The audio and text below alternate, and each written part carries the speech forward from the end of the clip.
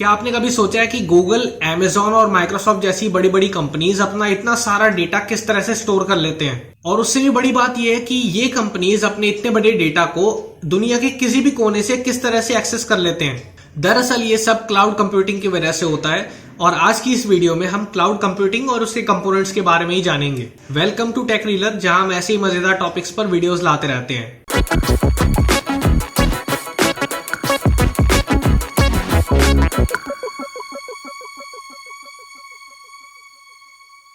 Video में आगे चलने से पहले अगर आप वीडियो को यहां तक देख चुके हैं तो प्लीज चैनल को सब्सक्राइब करें और बेल आइकन को दबाएं ताकि आप कोई भी फ्यूचर वीडियोस मिस ना करें। तो सबसे पहले ही जान लेते हैं कि क्लाउड कंप्यूटिंग असली में होता क्या है। दरअसल क्लाउड कंप्यूटिंग एक ऐसी टेक्नोलॉजी है जिसकी हेल्प से आप इंटरनेट के थ्रू किसी भी कंप्यूटर रिसोर्स को एक्सेस कर सकते हो। अब चाहे वो डेटा हो, चाहे प्रोसेसिंग पावर हो, चाहे कोई सॉफ्टवेयर हो।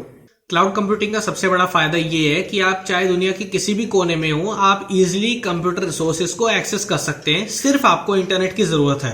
क्लाउड कंप्यूटिंग की हेल्प से आप डेटा को इजीली एक्सेस और मैनेज कर सकते हो, जिससे आपको डेटा स्टोरेज और बैकअप में काफी मदद मिलती है। आजकल आपने नोटिस किया होगा कि काफी सारे ऐसे टूल्स हैं जो कि यूजर को ऑनलाइन प्रोवाइड किए जा रहे हैं, जो कि पहले सॉफ्टवेयर के थ्रू प्रोवाइड किए जाते थे। अब आपको किसी भी सॉफ्टवेयर को अपने डिवाइस में इंस्टॉल करने की जरूरत नहीं पड़ती। आप डायरेक्टली ऑनलाइन वेबसाइट्स पर जाकर के उन सॉफ्टवेयर को एक्सेस कर पाते हैं और ये सारा काम जो है ये क्लाउड कंप्यूटिंग की वजह से ही होता है। काफी सारी कंपनीज ऐसी भी हैं जो कि अपनी प्रोसेसिंग पावर और अपनी मेमोरी को दूसरी कंपनीज को प्रोवाइड कराती हैं और दूसरी कंपनीज जो है वो अपने सारे टास्क उन प्रोसेसिंग पावर और मेमोरी को यूज करके करते हैं। क्लाउड कंप्यूटिंग का एक और बड़ा फायदा ये है कि आपके डेटा को ये बहुत सिक्योर बना देता है, क्योंकि एग्जाम्पल के थ्रू अगर आप ये सोच के देखिए, मान लीजिए आपके पास कोई भी एक हार्ड ड्राइव है और उसमें आपका बहुत ज्यादा इंपॉर्टेंट डेटा भरा पड़ा है और मान लीजिए आपका कोई भी कॉम्पिटिटर है वो उस हार्ड ड्राइव को डैमेज कर देता है या फिर चोरी कर लेता है, कोई भी ऐसा केस हो जाता है तो आपको शायद मुश्किल हो जाएगी उस डेटा को रिकवर करने में।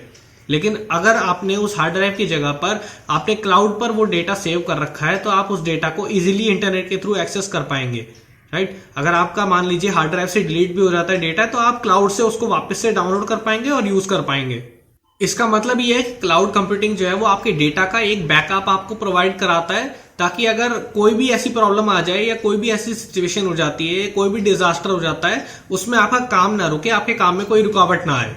तो अभी तक हमने ये जाना कि क्लाउड कंप्यूटिंग क्या है और इसके यूजेस क्या हैं, इसके फायदे क्या हैं। अब हम जानेंगे कि इसके कंपोनेंट्स क्या हैं और किन चीजों से मिलकर के एक क्लाउड कंप्यूटिंग का सिस्टम क्रिएट होता है। तो क्लाउड कंप्यूटिंग का पहला कंपोनेंट है क्लाइंट इंफ्रास्ट्रक्चर। ये एक फ्रंट एंड कंपोनेंट है जो कि क्लाउड के साथ इंटरेक्ट करने के लिए GUI यानी कि ग्राफिकल यूजर इंटरफेस आपको प्रोवाइड कराता है। अब जिन लोगों को नहीं पता कि GUI यानी कि ग्राफिकल यूजर इंटरफेस क्या होता है, तो देखिए कंप्यूटर में दो तरह के इंटरफेस आपको दिए जाते हैं। पहला होता है CLI, दूसरा होता है GUI। CLI का मतलब होता है कमांड लाइन इंटरफेस, GUI का मतलब होता है ग्राफिकल यूजर इंटरफेस। दोनों में डिफरेंस क्या होता है? CLI जो होता है वो कमांड लाइन के थ्रू काम करता है, जैसे कि नाम से ही पता चलता है, कमांड लाइन इंटरफेस। आपने देखा होगा कि जब आप लिनक्स पे या फिर CMD में काम करते हैं तो आप कमांड्स के थ्रू अपनी इंस्ट्रक्शंस को देते हैं।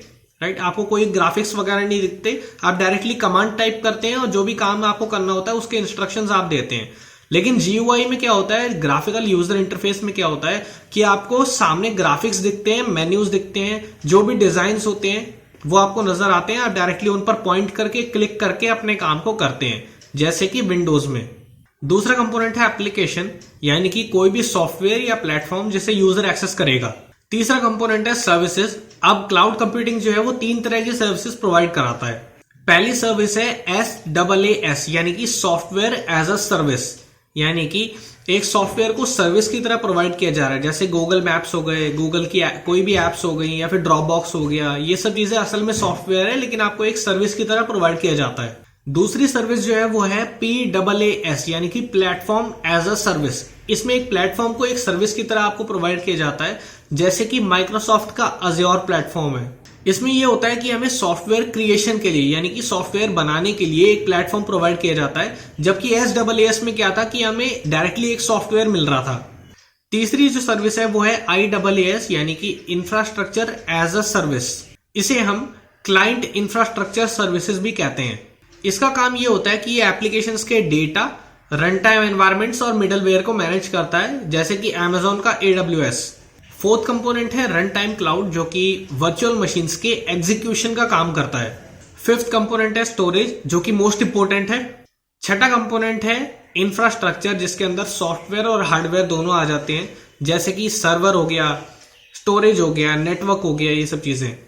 सेवंथ कंपोनेंट है मैनेजमेंट। मैनेजमेंट का काम ये है कि वो सारे एलिमेंट्स के बीच में एक कोऑर्डिनेशन सेट करता है और सारे एलिमेंट्स को मैनेज करता है। आठवां कंपोनेंट है सिक्योरिटी मैकेनिज्म, क्योंकि सिक्योरिटी भी काफी इंपॉर्टेंट है। और नाइन्थ यानी कि फाइनल कंपोनेंट है इंटरनेट, क्योंकि इंटरनेट के बिना क्या ही करोगे। तो ये वो सारे कंपोनेंट्स हैं जो मिलकर के क्लाउड सिस्टम को क्रिएट करते हैं, और इनमें से एक एक कंपोनेंट काफी वैल्यूएबल है और इंपॉर्टेंट है। तो ये थी आज की वीडियो। इस वीडियो में हमने ये जाना कि क्लाउड कंप्यूटिंग क्या होता है और इसके कंपोनेंट्स क्या होते हैं, और साथ ही साथ हमने कुछ यूजेस के बारे में भी जाना। अब अगर आपको ये वीडियो पसंद आया तो इस वीडियो को लाइक करो, शेयर करो इस वीडियो को दूसरों के साथ, ताकि और लोगों तक भी ये नॉलेज पहुंच पाए।